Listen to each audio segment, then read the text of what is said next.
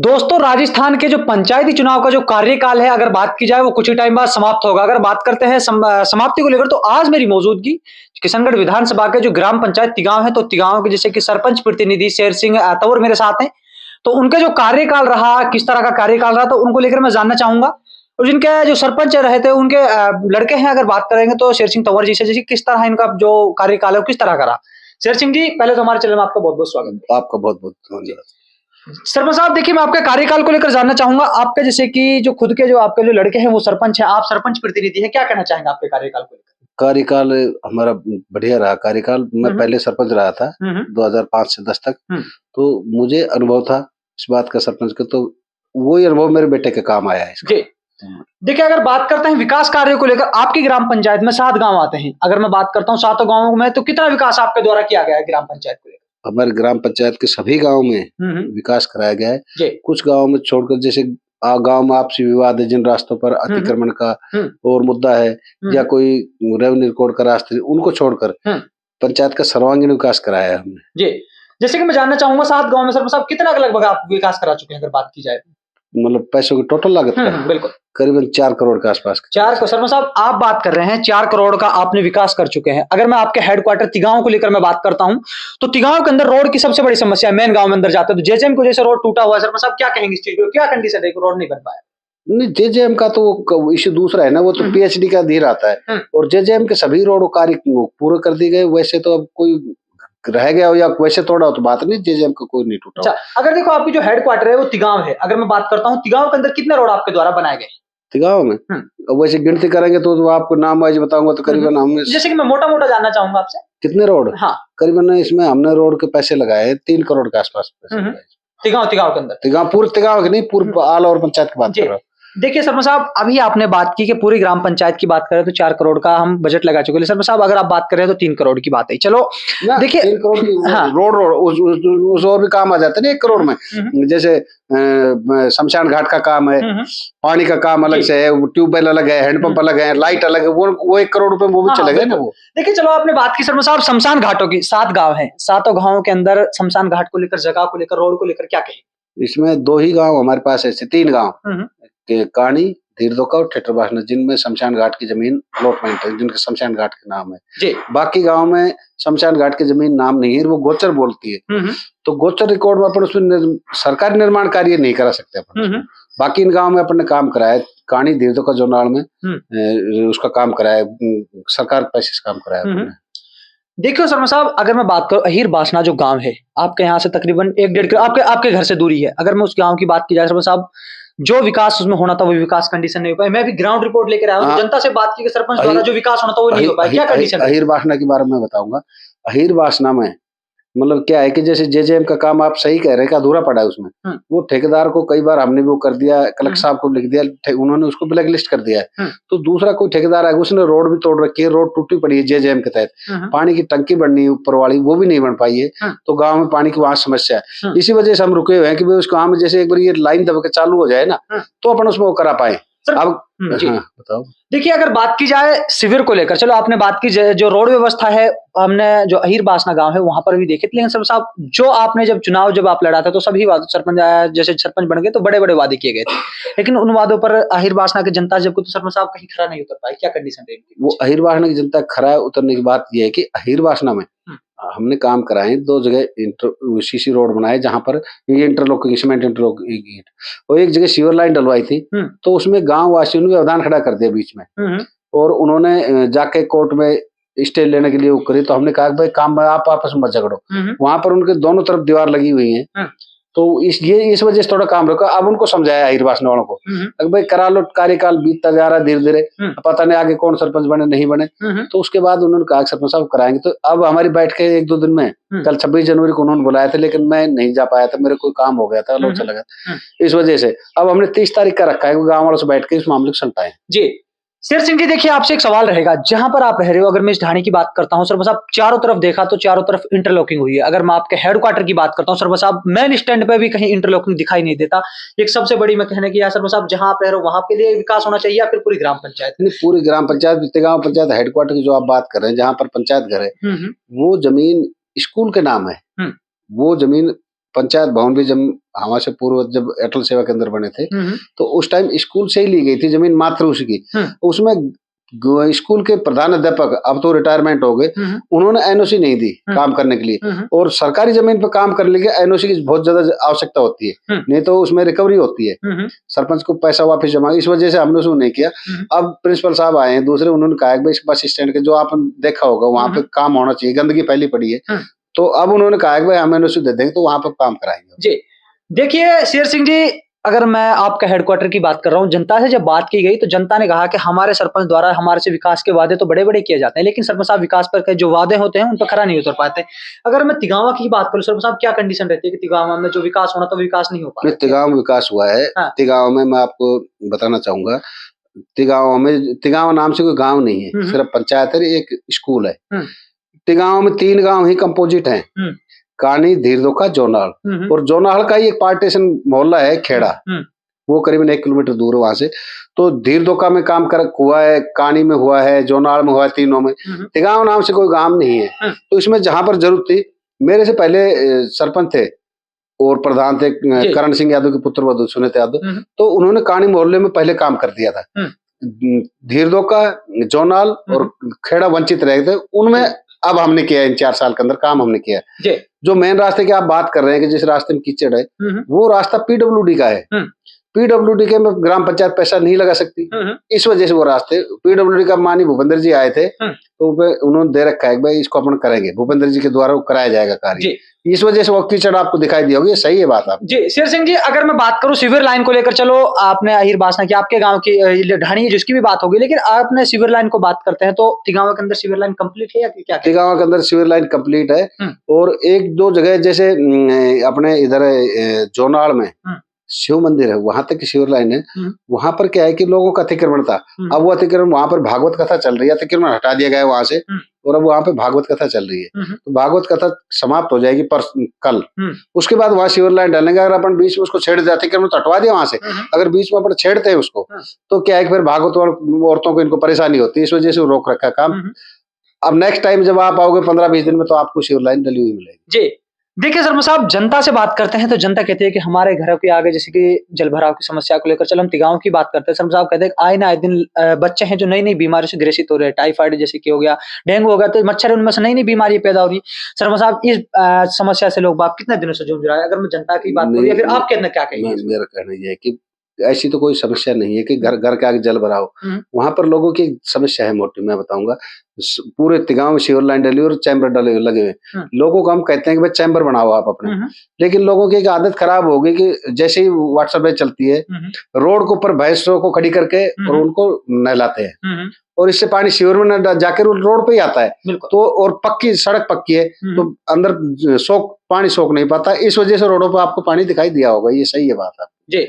देखिए शेर सिंह जी, चलो बात करते हैं पीएम आवास को लेकर। जो गरीब लोग पात्र थे पीएम आवासों को, वो पीएम आवास से वंचित है। अगर हाथ की बात की जाए, आपकी मैंने पूरी ग्राम पंचायत की सर्वे की तो देखा गया सरपंच साहब, काफी लोग पीएम आवास के पात्र, लेकिन पीएम आवास ना मिलना, क्या कहेंगे इस चीज को? इस चीज के लिए मैं बताना चाहूंगा आपको, पीएम आवास में जब से मेरा बेटा सरपंच बना है 10 अक्टूबर 2020 से, उसके बाद, उससे पहले पूर्व में सोनू चौधरी सरपंच थी, फिर उनका कार्यकाल 1 साल प्रशासक करा, तो प्रशासक रमेश चंद्र यादव थे।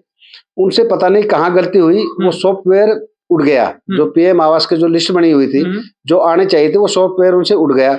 उसके बाद उनको किसी को भी हमारी ग्राम पंचायत में पीएम आवास इसलिए नहीं मिल पाया कि हमारा उसमें नाम ही नहीं था पीएम आवास की लिस्ट में। अब दोबारा से राजस्थान सरकार, भारत सरकार ने, राजस्थान सरकार दोबारा से लिस्ट निकाली है, तो उसमें हमने जो पात्र लोग हैं उनका डोर टू डोर जाके सर्वे करवा दिया है, और अब जैसे ही वो होंगे तो उनको प्रायोरिटी के आधार पर पीएम आवास जी। शेर सिंह जी, कितने लोग आपकी ग्राम पंचायत में, आपने कहा कि हमने डोर टू डोर जाके सर्वे किया है, कितने लोग आपकी ग्राम पंचायत में पात्र हैं जिनको ये मिलना चाहिए? अगर मैं बात 25 परिवार ऐसे हैं हमारे जहां पर जिनको मकान की आवश्यकता है। वैसे तो आम जन की एक भावना रहती है कि भाई सरपंच का हमारा बन जाए, लेकिन क्या है, वो पात्र नहीं है।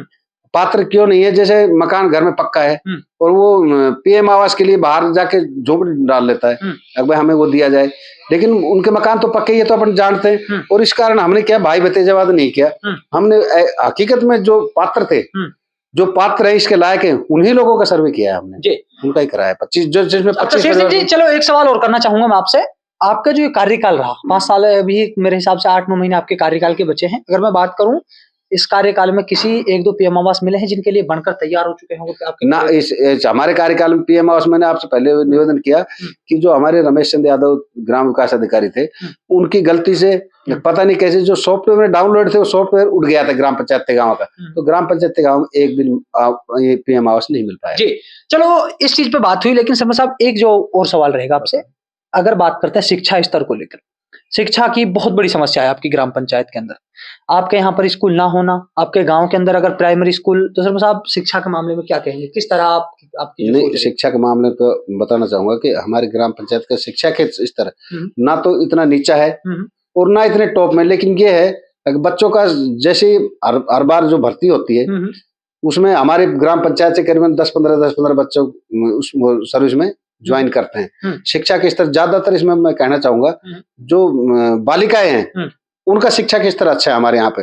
अब हमारे यहाँ पर एक बहुत आवश्यकता है कि बालिका स्कूल कोई खुल जाए, तो हम इसमें प्रयासरत हैं। माननीय मदन दिलावर जी से हम मिले थे, तो उन्होंने कहा था कि अब की बजट में हो सकता है, हमारे विधायक रामहेत यादव जी वो भी इस प्रयास में लगे हुए हैं कि तिगांव क्षेत्र में एक बालिका स्कूल खुल जाए।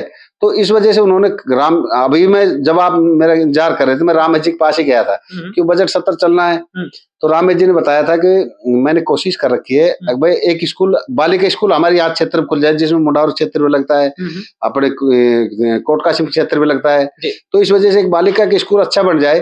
तो हम उसी स्तर पर प्रयास करें कि बालिकाएं आज के समय में बालिकाएं आगे आ रही है, हर बालिका कर रही है। बिल्कुल। देखिए शेर सिंह जी, चलो शिक्षा को लेकर तो आपने बात की गई। अगर मैं बात करता हूँ आपके यहाँ पर कि जैसे कि बात करते हैं जैसे कि आपके यहाँ पर प्राइमरी स्कूल है, शर्मा साहब क्या इसको आपने आगे सोचा कि भाई बच्चे प्राइवेट में ना जाकर सरकारी में जाएं, 5th तक इसको आगे प्रमोट किया जाए? हाँ, ये बात आपकी सही है। मैं बताऊंगा साहब आपको आपका हमारे यहाँ पे क्या है कि जैसे शिक्षा किस तरह हमारे यहाँ पे प्राइमरी स्कूल का कारण ये है, छोटा गाँव है जिसकी जनसंख्या कम है और ज्यादातर लोग क्या है सर्विस में वो बाहर रहते हैं, तो यहाँ पर बच्चों की स्ट्रेंथ कम है। अब भी सिर्फ इतने ही बच्चे हैं कि जिससे स्कूल का नॉमिनेशन स्कूल ना टूटे, 25 करीब बच्चे हैं स्कूल में और बाकी बच्चे मतलब नहीं है यहाँ पे। तो इस वजह से हमारे साथ में अहिरवासना गांव है, वहां पर मुस्लिम है, हमारे तिगांव में है, साथ में हमारा डैडी यहाँ पे 10वीं का स्कूल है, तो इस वजह से बच्चे भी कम है हमारे यहाँ पे, ये चक्कर है।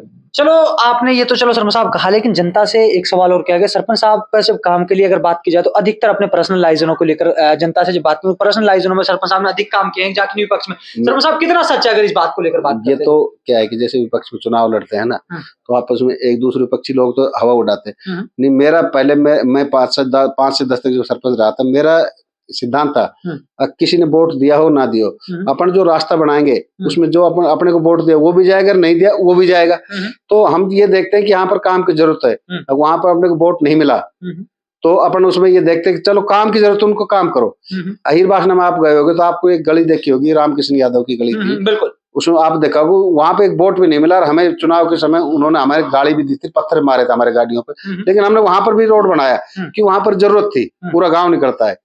ये तो लोगों का कहना गलत है कि भाई हम अपने पर्सनलाइजेशन में काम कराते हैं या वैसे कराते हैं। जी शेर सिंह जी, अगर बात करते हैं जब सरपंच बनता है तो पूरे गांव उसको चाहे वो 1 वोट से जीता हो या 1000 वोट से जीता हो, सरपंच बनने के बाद पूरी ग्राम पंचायत का प्रतिनिधित्व करता है, सरपंच होता है। लेकिन सरपंच साहब अपनी प्रतिनिधित्व को भूल जाता है सरपंच 5 साल बनने के बाद, वो अपने कहीं कमाने की सोचता है। सरपंच साहब अगर बात करें आपने अगर विकास की बात करें कितना कमाया गया है ग्राम पंचायत में? अगर मैं बात देखो ग्राम पंचायत में कमाने का तो आजकल कोई सिस्टम ही नहीं रहा इसमें, क्यों सब कुछ ऑनलाइन है और ऑनलाइन रिकॉर्ड है, ऑनलाइन सब कुछ होता है रिकॉर्ड, और आजकल ऑडिट होती है। अब ये तो बदनाम करने के लिए, कमाने के लिए तो जमींदार भी अपने पास प्रॉपर्टी का काम करते हैं, प्लॉटिंग का काम भी करते हैं, 2 पैसे कमा लेते हैं उसमें। नहीं तो आप देखोगे तो मेरी खुद की गाड़ी कार है, वो लोन पे ली हुई है मैंने। सरपंच साहब ये तो एक दिखाने का वो होता है, अगर मैं बात की जाए ये सरपंच साहब एक दिखाने का होता है, लेकिन सरपंच जो होते हैं वो कहीं ना कहीं ऐसा तो नहीं है कि भाई चलो जनता की बात है, लेकिन आप अपने द्वारा क्या कहें? मैं मेरे द्वारा कहूंगा ये तो लोगों एक अफवाह होती है, बहम होता है, सरपंच इतना पैसा खा गया, इतना खा गया। अभी पिछले दिनों लोग कह रहे थे काम गली का काम मात्र 3.5 लाख रुपए का था और लोग कह रहे थे 5 लाख रुपए तो इसमें सरपंच खा गया। अब आप देख लो इसमें कितनी सच्चाई है, काम ही सारा 3.5 लाख रुपए का था उस गली का काम, एक गली थी उसमें काम ही सब मात्र 3.5 लाख का था, लेकिन लोग कहते 5 लाख में सरपंच खा गया उसमें। जब 3.5 लाख में गली बन गई, 5 लाख सरपंच भी खा गया, तो अब इसकी सच्चाई आप छाड़ लो। बिल्कुल भाई, कहाँ तक सत्य? देखो शेर सिंह जी, जब सरपंच का चुनाव होता है तो सरपंच साहब हर ग्राम पंचायत में बात करो तो 15-20 लाख रुपए सरपंच बनने के लिए लोग हर प्रत्याशी को खर्च करता है। सरपंच साहब जब इस फील्ड में ना तो कोई रोजगार है ना ही फिर सेवा के लिए, फिर भी 20-20 लाख सरपंच साहब, फिर वो कहाँ से अगर उसकी पूर्ति होती है? देखो, जिनके लगे होंगे उनके लगे होंगे, हमारे नहीं लगे पैसे। हमारे तो मात्र परिवहन के, जैसे जिस दिन वोटिंग होती है ना उस दिन 15-16 गाड़ियां थी उनके लगे थे, या जीतने के बाद जैसे खुशी होती है उसके लगे थे, या जैसे चुनाव प्रचार में कोई 1-2 गाड़ी लगा ली या किसी की मोटरसाइकिल पेट्रोल करा दी।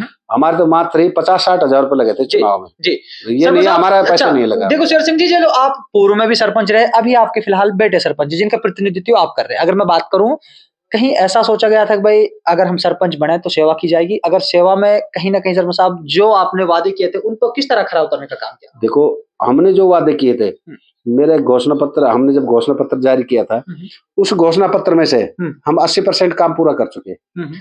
आपको बताना चाहूंगा, हमने चिकित्सा का वादा किया था कि भाई हमारे यहाँ पर गाँव में एक चिकित्सालय नहीं था।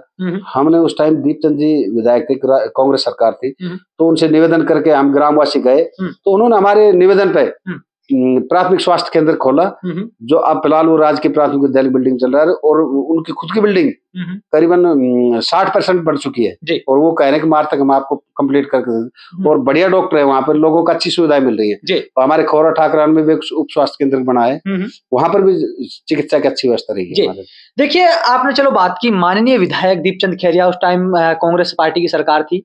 अगर मैं बात की जाऊं तो विधायक जी से किस तरह आपका प्रयास रहता है कि चलो हमें भाई हमारे यहाँ पे PSC या फिर जो भी हॉस्पिटल स्वास्थ्य केंद्र हो यहाँ पे आना चाहिए? देखो, हम तो, मैं बताना चाह रहा, आपसे निवेदन कर रहा कि अब माननीय राम जी की सरकार है, तो उनसे हमने निवेदन किया था कि भाई आप बालिका, हमारे यहाँ पर बालिका विद्यालय खोलें, तो उन्होंने हमारे उसको शायद स्वीकार कर लिया।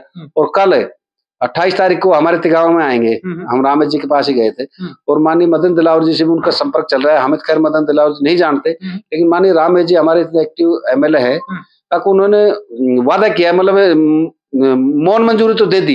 उन्होंने ये कहा कि भाई बाकी तो घोषणा तो जब करूं, जब वो लेटर आ जाए उनके पास और वो बजट में आएगा। तो देखो, हमें भी उम्मीद है, और पूरी बात है कि रामेश जी जो कहते हैं वादा पूरा करते हैं। चलो देखो, सारी बात हुई सरपंच साहब। अगर मैं बात करता हूँ सामुदायिक भवन या अम्बेडकर भवन, आपके कार्यकाल में गांव वासियों के लिए बनाए गए कितने सामुदायिक भवन? आपके सामुदायिक भवन हमारे यहाँ पर, सामुदायिक भवन अम्बेडकर भवन की जो आप बात कर रहे हैं, तो हमारे यहाँ पर ग्राम ठट्टबासना में अभी आप देखोगे तो वहां पर हमने करीबन, भवन तो पहले से बना हुआ था, मतलब 95 में सुमित्रा एक मेघवाल सरपंच उन्होंने बनवाया था, लेकिन वो खंडरावस्था में पहुंच गया था। उसका हमने जीर्णोद्धार किया, और जीर्णोद्धार करके उसमें 4 दुआरी करवा के, इंटरलॉकिंग करवा के, गेट लगाकर वो तैयार कर दिया। वो आम पब्लिक के काम आ रहा है मेघवाल बस्ती में हमारे। ऐसे ही हमारे खौरा ठाकरान, मेरे से पूर्ववर्ती सरपंच ने बनवाया था, हमने खैर वो नहीं बनवाया। खौरा ठाकरान मेघवाल बस्ती में बना हुआ है। अपने तिगांव में अभी वो चल रही, जगह नहीं मिलने के कारण, नहीं तो मेघवाल वो अम्बेडकर भवन की बात चली है, भाई यहाँ पर अपन कर देंगे। अब हमने ये सोचा है कि मेघवाल उसके अम्बेडकर उसके लिए, बाबा साहेब भीमराव अम्बेडकर उस भवन के लिए हम ग्राम पंचायत से एक पट्टा काट कर वो दे दे कि उसके काम आएगा। हम प्रयास तो ये रहेगा हम ही बना दें। अगर हम नहीं बना पाए तो कोई आने वाले टाइम में कोई माई का लाल तो उसको बना ही देगा, जगह मिल जाएगी। तो मेन समस्या काम होती है जगह की। लोग 2 भरोटी ईंधन डाल देते हैं, उसको नहीं हटाते हैं, वो ये समस्या है यहाँ पर। देखिए शेर सिंह जी, चलो आपने बात की समझा पट्टों को लेकर, आपके कार्यकाल में कितने लोगों को पट्टे दिए गए हैं, जिनकी मैं अगर बात की जाए कितने पट्टे वितरण हुए? देखिए, पट्टे टोटल तो अपन नहीं बता पाएंगे इस समय कितने, लेकिन जहां जरूरतमंद लोगों को पट्टे दिए। और अब तो सरकार ने, भारत सरकार ने वो कर दी, पहले तो हरियाणा में, अब राजस्थान में स्वामित्व योजना, हर घर पट्टा। तो उन्होंने अभी ड्रोन से सर्वे करा के हर उसकी नंबरिंग हो गई है, 1 नंबर मेरा, 1 2 नंबर आपका, 3 नंबर इनका, 5 नंबर उनका, इस तरह से उनकी स्वामित्व योजना लागू कर दी। तो अब हम अपने कार्यकाल में उनको सबको पट्टे जारी करेंगे दोबारा से। जी देखिए शेर सिंह जी, पट्टों पर जैसे कि एक फीस होती है, सर साहब आपने भी क्या फीस ली गई थी? जैसे कि हर जो सरपंच है, प्रतिनिधि कोई भी जो पंचायत की रीजनेबल फीस है। कितने फीस थी अगर मैं बात करें अपनी? ये होती है 250 रुपए फीस होती है, 200 से 250 रुपए होती है, तो वही फीस लेते हैं हम, बाकी फीस हम नहीं लेते। अच्छा, मतलब अपनी कोई अलग क्यों नहीं रहती? चलो सरपंच साहब, देखो सभी उन पर बात हुई। आपका जो कार्यकाल है ये कुछ टाइम बाद समाप्त होगा। अगर बात करते जो आपके विकास कार्य नहीं हो पाए, क्या सरपंच साहब आपके कार्यकाल जो बचा है इसमें पूर्ण हो पाएंगे? देखो उम्मीद तो ये है कि हम उनको पूर्ण कर पाए, लेकिन क्या है 100% काम तो भगवान से पूरे नहीं होते, ये तो आप भी मानते हो। लेकिन उम्मीद ये है कि जहां पर जरूरत है, जैसे अभी अब हमारा मेन फोकस है अहिर्वासना पर इस वर्ष में। अगर अहिर्वासना में जैसे अभी आपने कहा कि शिकायत की लोगों ने, ये सही है उनकी शिकायत। अभी हम कलेक्टर साहब ने उसको ब्लैक लिस्ट कर दिया था, तो दूसरे ठेकेदार को टेंडर होगा, तो जिससे जेजेएम का काम पूरा कर देना। सड़क टूटी पड़ी है, इसी वजह से हमारे कार्य सैंक्शन है, हम इसलिए नहीं करा पाते, जैसे हम उसको करा दें और फिर जेजेएम वाला के उसको खो दे, तो फिर खराब हो जाता है वो। इस वजह से रुका, तो हो सकता है उसने वादा किया कि फरवरी में इस काम को पूरा कर दूंगा। तो हमारा भी ये प्रयास है कि अहिर्वासना पर हमारा फोकस है कि इस सत्र में हम अहिर्वासना को हमारे कार्यकाल में डेवलप करें। ये तो आप लोगों ने देखा मेरे साथ, जैसे कि तिगांव के जो सरपंच प्रतिनिधि शेर सिंह अपने तंवर जो मेरे साथ जुड़े थे, अगर मैं बात की जाए शेर सिंह को लेकर, तो उनके जो